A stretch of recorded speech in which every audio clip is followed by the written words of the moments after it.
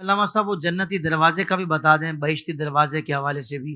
بالکل، اس کے بارے میں بہت ساری علماء نے تشریحات و تفسیرات بیان کی ہیں۔ اب میں ناظرین کو اپنے انداز سے بتاتا ہوں۔ ہاں ہاں ہاں بعض لوگ اس پر بڑا اعتراض کرتے ہیں، جی بہشتی دروازہ ہے۔ میں نے ایک کتاب میں پڑھا تھا، اور یہ کتاب ڈائجسٹ ٹائپ تھی، اس کے اندر اعلیٰ حضرت تاجدار گولڑا پیر سیدنا مہر علی شاہ صاحب رحمۃ اللہ علیہ آپ کے حوالے سے یہ بات لکھی۔ آپ جب حضرت بابا فرید الملت والدین والحق آپ کے مزار اقدس پہ گئے تو آپ نے بھی خواہش کا اظہار فرمایا کہ میں نے اسی دروازے سے گزرنا ہے۔ اچھا، یہاں پر ایک مولوی تھا، وہ بڑا اس پر تقریریں کرتا تھا، آگ بگولا ہوتا تھا، ہر جمعے سڑ کے اس کا منہ کالا ہوا تھا، وہ پتہ نہیں یہ کیا۔ اس کو جب پتا چلا نا کہ پیر مہر علی شاہ صاحب رحمۃ اللہ علیہ آ رہے ہیں، اس نے کہا یار بڑا پڑھا لکھا پیر ہے، سید ہے، اور بڑا ٹنا ٹن مسئلے بیان کرتے ہیں، تو آج پتا چلتا ہے کہ جب پیر مہر علی شاہ صاحب ہے تو آپ نے بھی اظہار فرمایا۔ تو اس نے آ کر چاند اس کے چمچے کڑچھے بھی ساتھ تھے، میں تھوڑا پنجابی کا لفظ بول لیتا ہوں، تو انہوں نے آ کے شور مچانا شروع کر دیا۔ وہ آ کے کہنے لگے یہ آپ جیسا پڑھا لکھا پیر، کیا یہ شرک نہیں ہے، فلاں نہیں ہے، یہاں یہ نہیں۔ آپ نے جب دیکھا نا کہ یہ پورا جناب گرم ہو چکا ہے، تو آپ نے فرمایا بھیا روک کے ہماری بھی بات سنو گے ذرا، سمجھ آئی؟ اعلیٰ حضرت تاجدار گولڑا رضی اللہ عنہ آپ فرمانے لگے بھائی بات یہ ہے کہ تو ایک دروازے پر اتنا آگ بگولا ہو رہا ہے، مجھے ایک بات بتا، کیا اس کے دلائل تجھے حدیث میں نظر نہیں آئے؟ اس نے کہا حدیثوں میں ہے ہی نہیں۔ فرمایا میں حدیث پڑھتا ہوں تیرے سامنے۔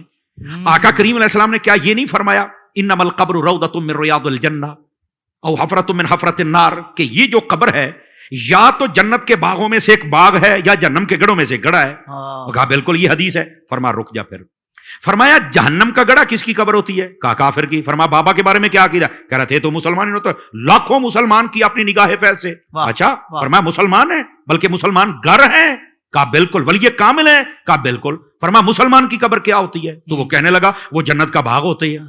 تو فرمایا بھئی اگر جنت کا باغ ہے تو سنیوں کو ابھی اس مسئلے کی صحیح طرح سمجھ نہیں آئی ہے، ورنہ چاروں طرف سے دروازے وہ بہشتی لگا لیتے، یہ تو قدموں کی جانب سے لگا ہوا ہے۔ کیا کہنے، باغ اگر ہے تو اس کو جدھر سے بھی دروازہ لگاؤ گے تو وہ باغ کا ہی دروازہ ہوگا نا۔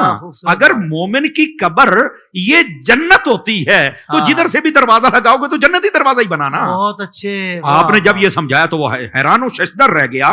وہ بعض لوگ اپنے آپ کو کہتے ہیں میں اہل قرآن ہوں، میں اہل حدیث ہوں، بڑا کچھ کہہ دیتے ہیں، اور اصل بات یہ ہے، میں اب علامہ اکرام صاحب کی توجہ چاہوں گا، جس طرح آلو بخارے کا آلو سے تعلق نہیں نہ ہوتا، اسی طرح کئی لوگوں کا حدیث سے تعلق ہی نہیں ہوتا، اپنے آپ کو کہہ ضرور لیتے ہیں۔ کیا کہنے، یہ کون سی بات ہے یار؟ سمجھ آ رہی ہے میری بات کی؟ یہ جیسے لوگ لکھ لیتے ہیں یونانی دعا خانہ، بھائی یونانی دعا خانہ اس کا یونان سے تعلق ہی نہیں ہے، پرلے درجے کا جاہل بیٹھا ہوا نام کو کیش کر رہا۔ اسی طرح کئی لوگوں کا قرآن اور حدیث سے تعلق ہی نہیں ہوتا، ٹائٹل وہ لگا لیتے ہیں۔ یہ آپ کو کس نے اجازت دے دی؟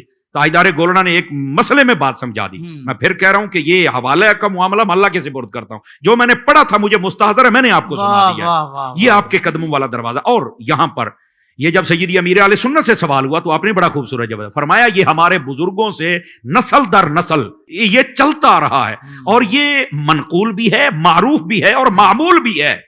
سمجھ آ رہی ہے؟ تو جب اتنی بات منقول و معروف و مشہور و معمول بیاہ ہو تو پھر ہم اس کا کیسے، ویسے بھی قبر جنت کا باغ ہے تو اس دروازے کو جنتی دروازہ کہنے سے مسئلہ کیا ہو رہا ہوتا ہے؟ ویسے بھی ذنی معاملات ہوتے ہیں نا، ذنی معاملات ہے یہ، کو عقائد کی اگر کوئی نہیں بھی مانتا اور اولیاء کو مانتا اور اس کی عقائد، ٹھیک ہے، دیٹس اوکے، لیکن یہ کہ اس کا یہ مطلب نہیں ہے کہ اس دروازے کی وجہ سے تم اولیاء کے دشمن بن جاؤ اور جو جاتے ہیں ان کو مشرک بنا دو، تو ایسی بات نہیں ہے۔ واہ واہ علامہ صاحب سلامت رہیے، آپ نے تو بہت خوبصورت انداز سے جن کو بات مطلب علمی بات سمجھ نہیں آتی، مجھے لگتا ہے کہ ان کو بھی سمجھ آ گئی ہوگی الحمدللہ، اور جو علم والے اور اللہ والے ہیں، اللہ والوں سے محبت کرتے ہیں، وہ تو ویسے ہی الحمدللہ بڑی عقیدت رکھتے ہیں، تو ان کے ذہن میں تو یہ فساد کی اور فتنے کی باتیں ہی نہیں آتی، بڑے وہ پرامن ہوتے ہیں۔